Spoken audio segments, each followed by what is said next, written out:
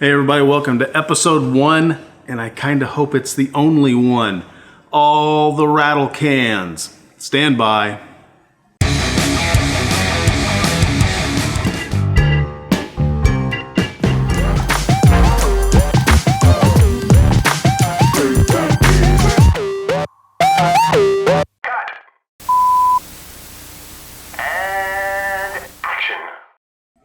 Hey everybody, welcome back to the shop. All three of you meaning all three channels. Hold on a second. This is for that one guy that hates it when I do this. At the current moment, there are 3 publicly accessible YouTube channels that fall under the Rattlecan moniker. And I thought the best way to update as many people as I could across as many spectrums as I could with the least amount of effort was to do one of these. So we're going to cover what's going on all 3 channels. If you only watch one, you may not even know the other 2 exist. If you don't care about the other ones, that's okay. I'll try not to make this too terribly lengthy. The number 1 channel, the one that's been around the longest, Rattlecan Guitar Restorations.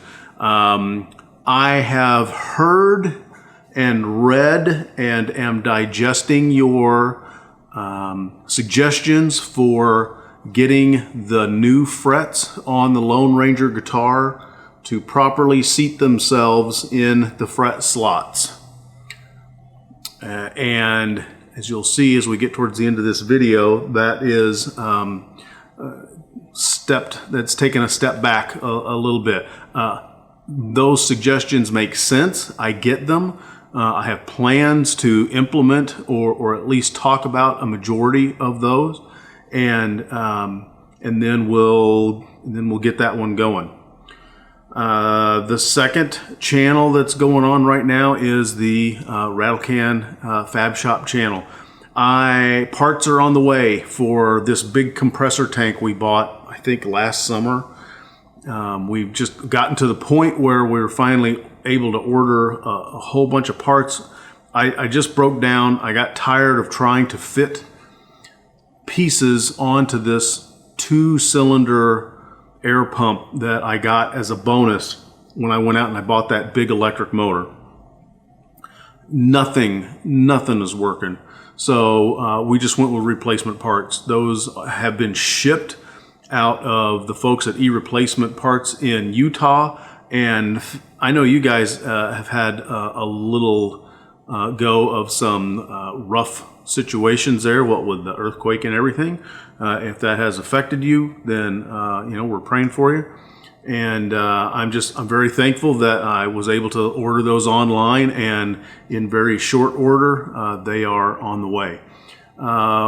We've got a couple of things that are on pause that were planned, that were actually going to be filmed probably Wednesday, Thursday, Friday time frame. We were going to try to weld some 6013 3/32 rod on some steel plates using the Prime Weld 225. That's my TIG welder, but it will also do stick welding. Never stick welded with that before.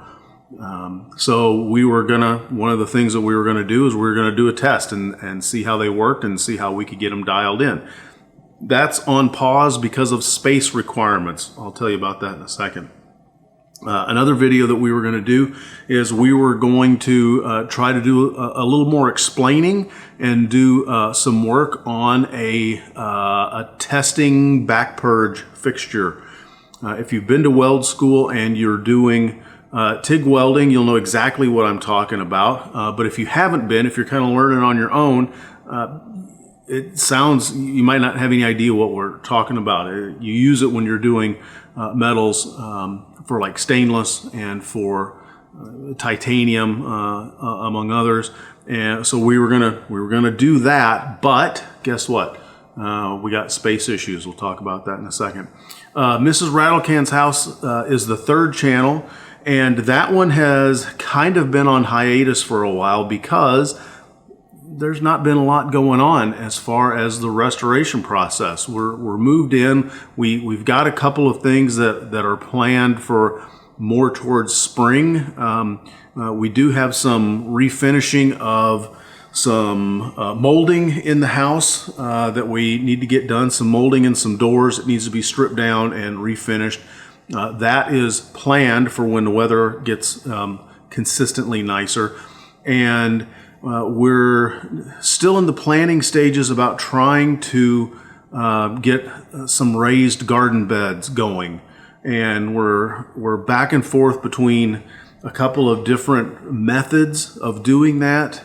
One of those involves actually using organic type soil. Another one of those doesn't. It involves using potting soil, which is generally not mixed with organics.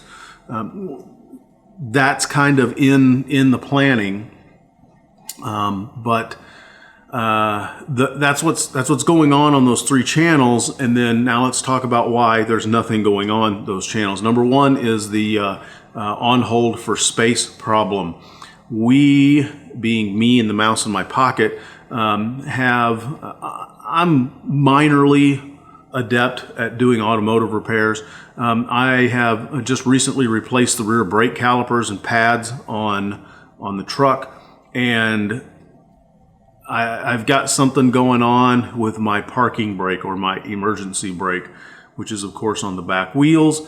So we have had to pull the truck back into the shop. When we pull the truck into the shop, there's not a lot of space in here. Everything gets jammed over to one side to make space for the vehicle.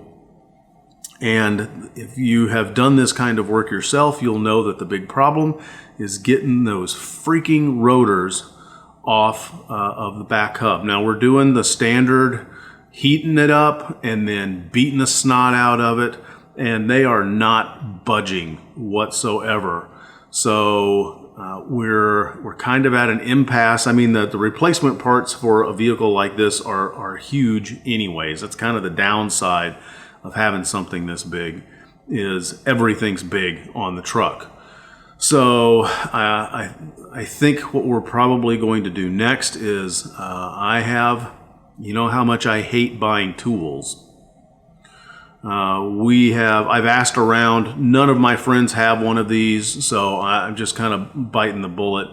And I've got a hydraulic gear puller, so we can maybe put some preload on these and then beat the crap out of them. And hopefully that's there's just rust on the back side of it, and that stuff just doesn't really want to let go. So that's why the truck is in the shop. That's why everything is mooshed over to one side. That's why it's put a hold on a bunch of other things. But even that is on hold because on Thursday night, we had just some torrential rains come through, and they trained right over us. If you don't know, training is when you have storm after storm after storm come over the same spot, almost like it's a train on a railroad track. And we had that happen, and we got, I think Miamisburg, which is just a stone's throw away over to one side, they got 3.5 inches overnight. We got upwards of 2, and because of the position of our property, we get a couple of properties that drain into our yard.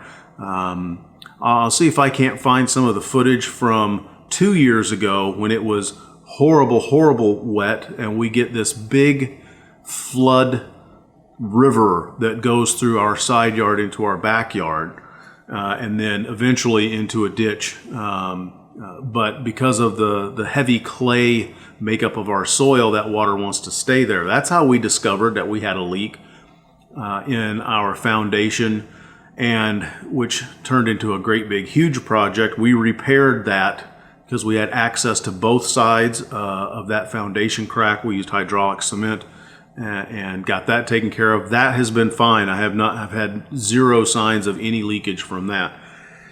So then once we got the rains on Thursday night, because the weather alert radio wakes me up because within the space of probably 20 minutes, we had 4 alerts go off for severe thunderstorms. We got pea-sized hail. We had flash flood warnings go out.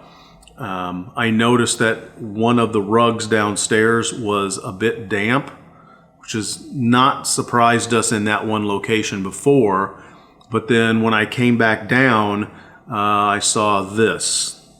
And this is something that will make you not happy when you have an active spurting water intrusion into your house. It's not huge.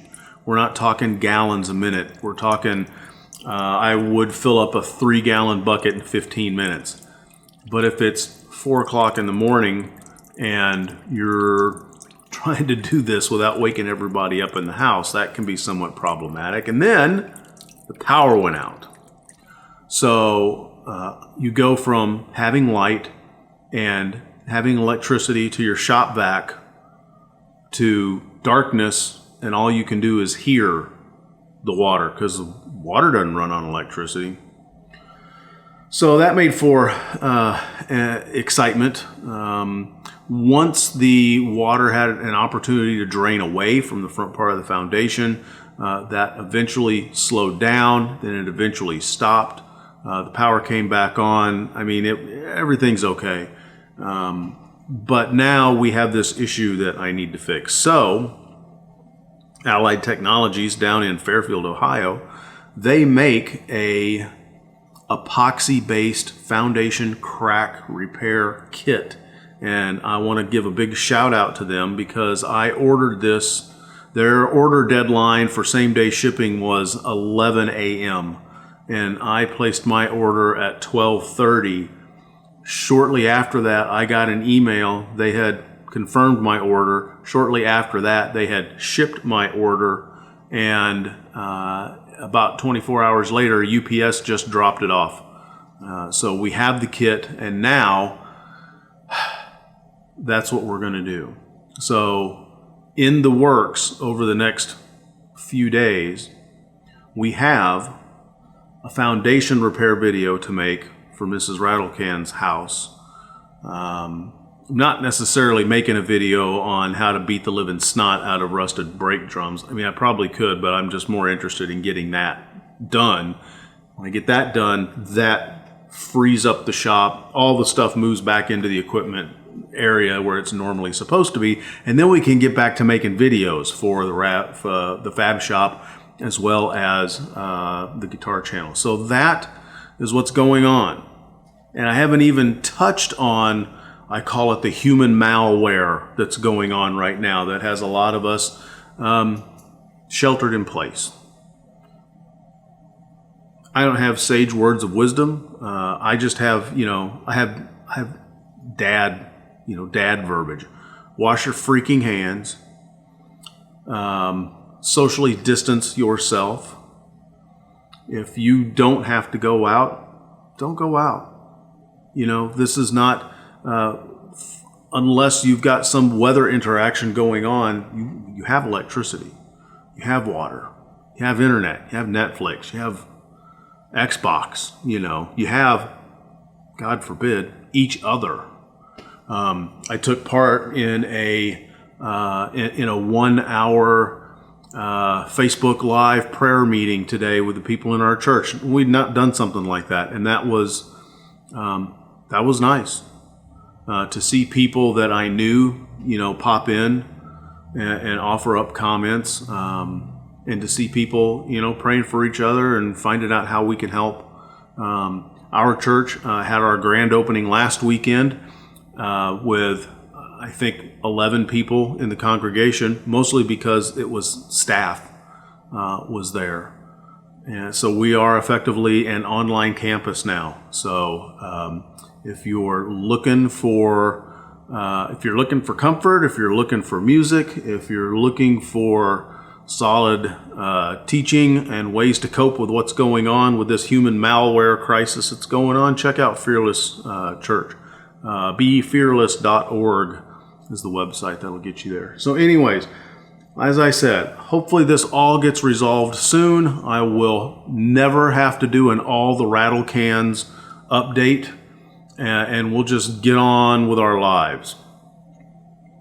If you have questions or comments, you can stick them in the comment section down below the sermon notes. Be nice to one another. You guys have a good one. Cheers. I hope you found this episode educational or entertaining, or maybe even both. You might want to check this one out as well. Be sure to hit the subscribe button, hit the little bell to be notified when new videos drop, and if you've got comments, make sure you put them down beneath the sermon notes. Thanks for hanging out with us here at the Rattlecan Fab Shop. Y'all have a good one. Cheers.